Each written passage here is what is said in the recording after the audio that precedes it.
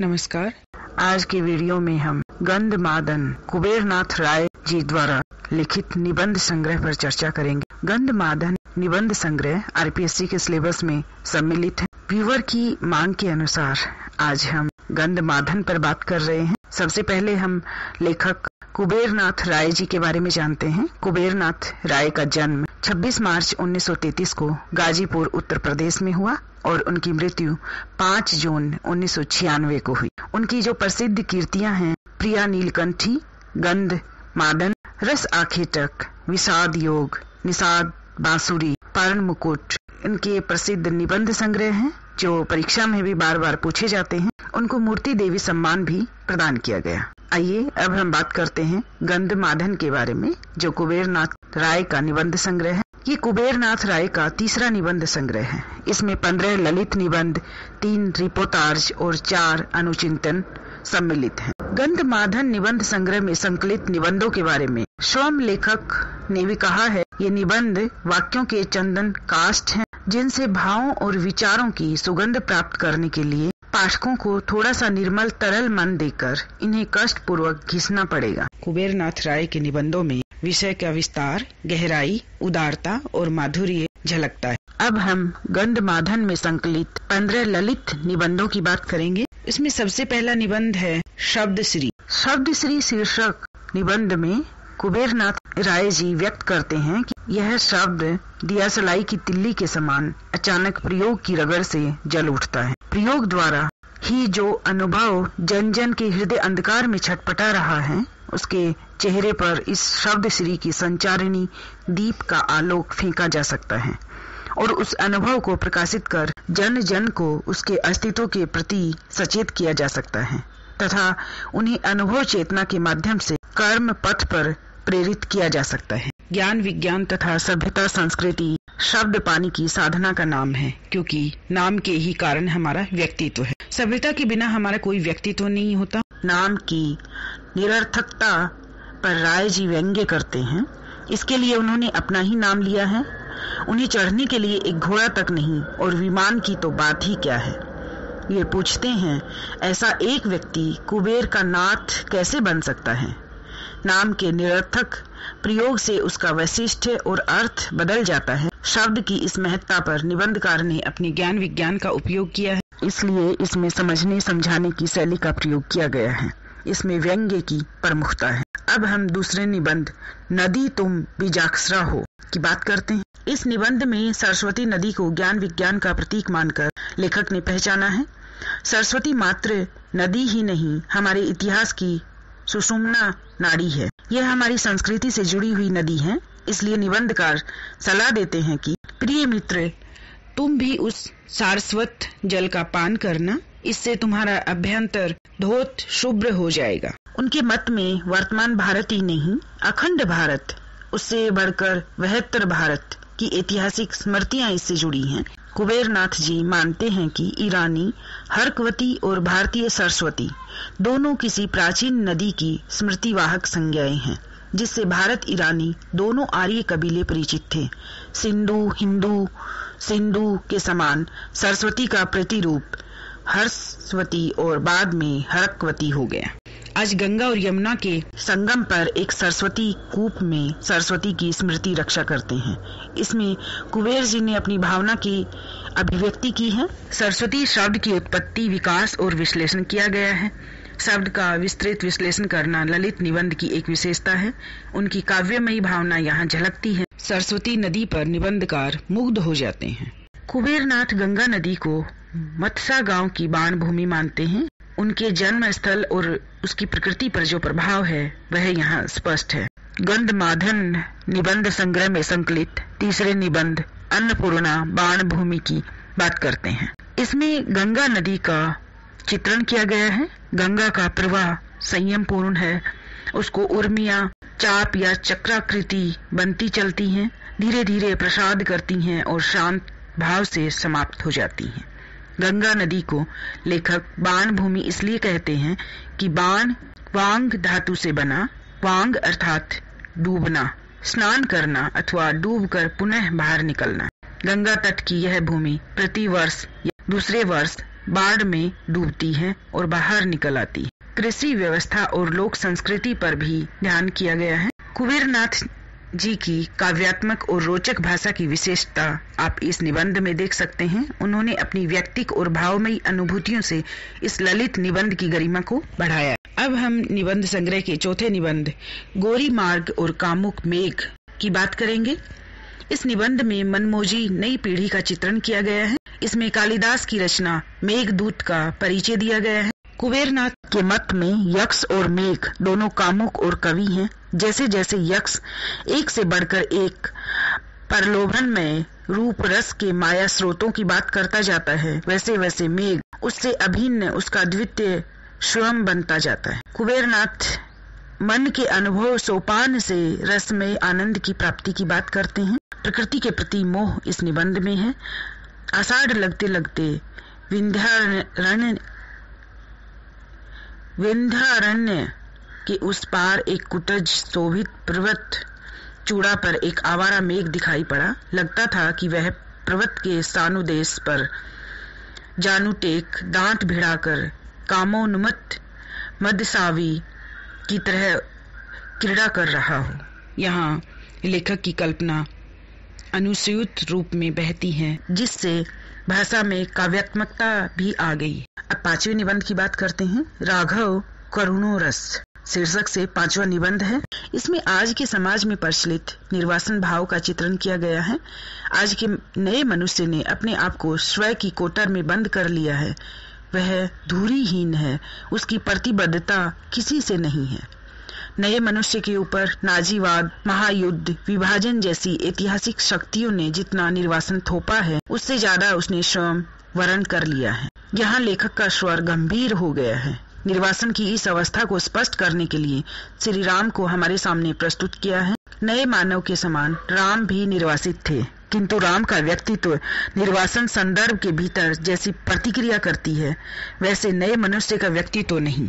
नए साहित्य में करुण रस की नई स्थिति को निर्वासन कहते हैं। राम करुण रस की मूर्ति हैं। धीर गंभीर के साथ साथ स्निग्ध, करुण और श्यामल भाव उनकी व्यक्तित्व की विशेषता है। पर निर्वासन की समस्या के संदर्भ में हमारा तात्पर्य इस स्थल पर उनके व्यक्तित्व के पूर्वोक्त अनासक्ति या तटस्थता से ही है। नए मनुष्य ने कई प्रकार के मूल्यों के प्रति एक मानसिक अवरोध की रचना कर ली है। गंधमादन निबंध संग्रह का छठा निबंध है चित्र विचित्र। इस निबंध में शरद ऋतु की विभिन्न भाव भूमियों का वर्णन किया गया है। चित्रा, स्वाति और विशाखा शरद लीला की मुख्य भाव भूमियां हैं। पहले चित्रा की वय संधि और रूप आतप, फिर स्वाति का पूर्व राग और अंत में विशाखा का समर्पण और महाभाव। इसी तरह शरद की वीणा पर रसों का रस, यह महारस स्थायी अंतरा के साथ प्रतिवर्ष बज उठता है। यहाँ काव्यात्मकता और भाव सौंदर्य व्यक्त हैं।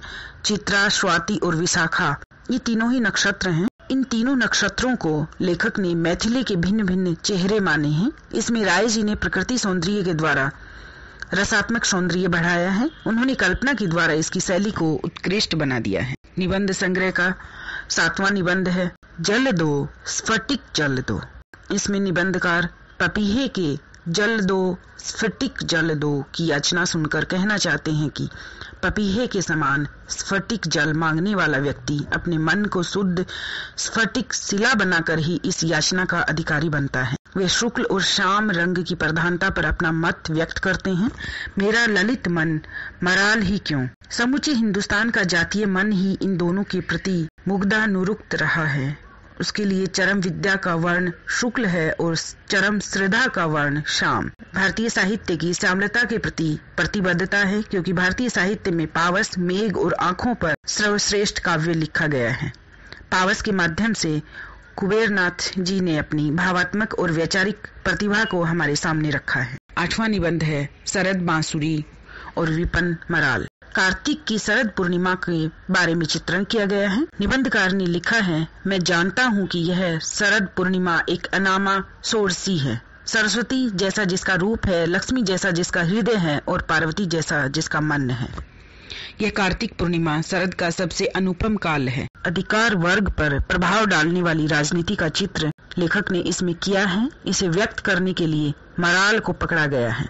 संस्कृति, साधना, कला, ज्ञान, सामूहिक विवेक आदि के प्रतीक हैं कमल और मराल। मराल विराट व्योम में विहार करने वाला जीव है। आज वह मराल सुन रहा है कि विराट व्योम में वह अछूत रहेगा। वह अस्तित्व बचाना चाहता है तो वह पुराने मानसर की सीमा में अपने आप को बद्ध करके रखे। यह संविधान और समाजवाद के बीच हाथ डालने वाली राजनीति का चित्रण है। प्रतीकों के प्रयोग से भाषा गंभीर और अर्थयुक्त हो गई है। निबंध संग्रह का 9वां निबंध है उज्जड बसंत और हिप्पी जलचर। बसंत ऋतु आने पर निबंधकार व्यक्त करते हैं कि यह भी नई पीढ़ी के समान उज्जड है। वह बाग बगीचों में श्रृंगार का दृश्य और श्रव्य काव्य रच रहा है। परम सत्य के लिए नई पीढ़ी सारी व्यवस्थाओं का विद्रोह करती है। हिप्पी सारी दुनिया की वर्तमान समाज व्यवस्था को, आर्थिक राजनीतिक तंत्रों को संपूर्णतः अस्वीकार करके चलता है, क्योंकि ये सभी युद्धकामी, जंगबाज और स्पर्धा संभूत व्यवस्थाएं हैं और इनके माध्यम से चरम शांति का मार्ग पाना संभव नहीं। पाश्चात्य सभ्यता के समान हमारी नई पीढ़ी भी व्यर्थता के आमने सामने खड़ी है। उज्जड बसंत और हिप्पी जलचर शीर्षक निबंध ने इस तथ्य को हमारे सामने रखा है। इसमें लेखक की भाषा में भाव और बुद्धि का समन्वय है। व्यंग्य का प्रयोग अधिक मनोरम और भावमय है। अब हम इसके 10वें निबंध की बात करते हैं, विकल चैत्र रथी। इस निबंध में लेखक अपने को चैत्र रथी मानते हैं क्योंकि ईश्वर, नारी और प्रकृति में उनकी घोर आसक्ति है। उन्होंने कल्पना को महत्वपूर्ण स्थान दिया है। एक नील विहंग को देखकर वे उसे कल्पना और सौंदर्य बोध का प्रतीक मानते हैं। कुबेरनाथ राय जी के मत में कल्पना ही आत्मशक्ति, सौंदर्य बोध और ईश्वरीय बोध का मुख्य स्रोत है। भौतिकवाद कल्पना को अपना प्रधान शत्रु मानता है, इसलिए मनुष्य की आत्मा को स्वीकार नहीं कर सकता। लेखक यहाँ हमारा लक्ष्य व्यक्त करते हैं। भौतिकवाद के हाथ आत्मा ने बेचकर भौतिकवाद को आत्मा की प्रगति का रथ बनाना हमारा लक्ष्य होना चाहिए। कल्पना की सर्वाधिक स्पष्ट सगुण अभिव्यक्तियां हैं धर्म, उपासना और साहित्य। भौतिकवाद इन पर प्रहार करता रहता है। इस देश में धर्म को अस्वीकृत करके धर्म निरपेक्षता की जगह धर्महीनता और देश निरपेक्षता दोनों को बढ़ावा दिया गया है। एक और धर्महीनता के कारण नैतिक आचरण और शीलाचरण समाप्त होता जा रहा है और दूसरी ओर देसी संस्कृति, देसी भाषा और देसी चिंतन पद्धति, जिसे कभी कभी हिंदू विश्लेषण भी कहा जाता है, निरंतर तिरस्कृत की जाती है। कुबेरनाथ राय जी व्यक्त करते हैं कि कल्पना तब तक वह प्रकृति, नारी और ईश्वर को अस्वीकार करती है। जीवन और साहित्य में कल्पना की जो महत्ता है वह उनके निबंधों में साफ दिखाई देती है। निबंध संग्रह का 11वां निबंध है किरण सप्तपदी।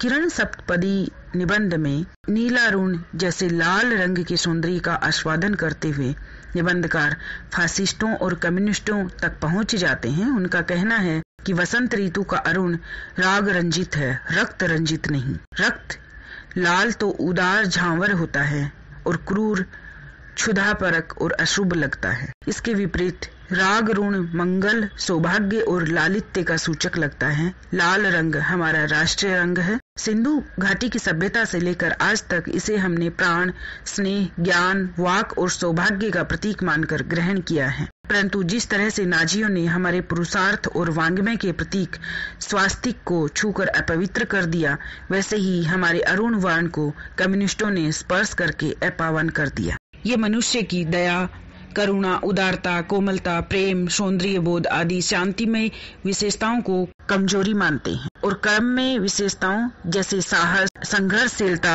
मेहनत और उत्पादन क्षमता को ही मानवीय गुण या सद्गुण मानने के लिए तैयार हैं। इसमें लेखक की भावनात्मक और वैचारिक प्रतिभा झलकती है। 12वां निबंध है मायावी शिखरों के प्रेक्षागृह। इसमें थॉमस मान के प्रसिद्ध उपन्यास मैजिक माउंटेन्स का परिचय देते हैं। देवास के स्वास्थ्य केंद्र को उस उपन्यास की नायिका मर्त आत्माओं के अंधकार में लोक के रूप में दिखती है, जहां जीवन की मृत छायाएं रहती हैं। इसमें संवाद शैली का प्रयोग किया गया है। गंधमादन निबंध संग्रह का 13वां निबंध है सनातन नदी अनाम धीवर।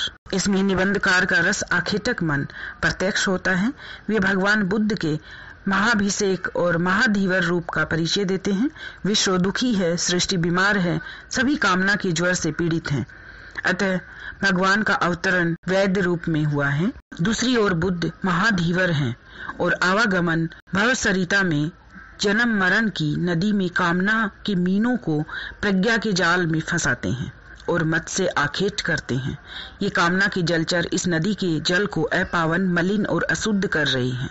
अतः बुद्ध एक धीवर हैं जो निरंतर अखंड मत्स्य आखेट कर रहे हैं। बुद्ध के माध्यम से लेखक अपने मन को देखते हैं।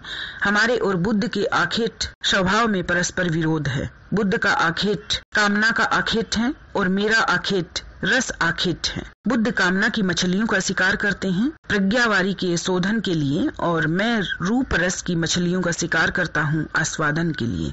निबंधकार अपनी गांव की नदी से आखेट लीला करते हैं। वे वक्त काटते हैं और वक्त उन्हें काटता है। यही है उनकी लीला। उनके रस लोलुप मन का चित्र इसमें दर्शाया गया है। अगला निबंध है 56 भोगों की इतिहास नदी। इसमें भोजन की चर्चा की गई है। भोजन चाहे कितना भी कवित्वहीन विषय क्यों ना हो, जीवन की समग्रता का व्रत इसके बिना अधूरा है और महाकाव्यों के कवि समग्रता के व्रत को पूरा व्यक्त करने की चेष्टा करते हैं। अतः ऋतुचर्या, नगरचर्या की तरह भोजनचर्या भी महाकाव्यों का विषय रही है। लेखक व्यक्त करते हैं कि मौन होकर भोजन करना सहज आस्वादन है। इसमें हमारी पाक कला पर भी बहुत कुछ लिखा गया है। पाक कला और व्यंजनावली में हिंदू, बौद्ध, जैन सबकी संयुक्त परंपरा है। यह हमारी समन्वित संस्कृति का प्रमाण है। इसमें लेखक की भाषा मनोरंजक हो गई है। गंधमादन का 15वां और आखिरी ललित निबंध है स्नान, एक सहस्र शीर्षा अनुभव। इसमें लेखक यह व्यक्त करते हैं कि किसी तरह का स्नान हो, उसकी हर एक स्थिति हमारे मन को रजोमुक्त कर लेती है। स्नान को मैं पंचम पुरुषार्थ का सहोदर मानता हूँ। वैष्णवों ने चारों पुरुषार्थों से परे ईश्वर साक्षात्कार को पंचम पुरुषार्थ के रूप में देखा है। स्नान की सुखद अनुभूति भी ईश्वर साक्षात्कार के क्षण भोग जैसी ही होती है। हिंदुस्तान में स्नान को भोग और श्रृंगार माना गया है, साथ ही साथ धर्म और तपस्या भी। इसमें 7 प्रकार के स्नानों का परिचय दिया गया है। भौम, आगन्य, वायव्य, दिव्य, वारुण, मानस और मांत्र स्नान। निबंधकार का मन भावों से भरता है। वांग्मय में गोता लगाना एक अपूर्व बौद्धिक स्नान है और काव्य, साहित्य और चिंतन के सहस्र शीर्षा समुद्र के तट पर खड़े होकर लहरें प्राप्त करने में, उनसे सरोबार होने में मुझे अपूर्व आनंद आता है। इसकी भाषा मनोरंजक और काव्यात्मक है और निबंधकार का मन लहरियों में डूब गया है। तो इस तरह से हमने देखा गंधमादन निबंध संग्रह के 15 ललित निबंध। अब अगले वीडियो में उसमें संकलित 3 रिपोर्टाज और 4 अनुचिंतन पर चर्चा करेंगे।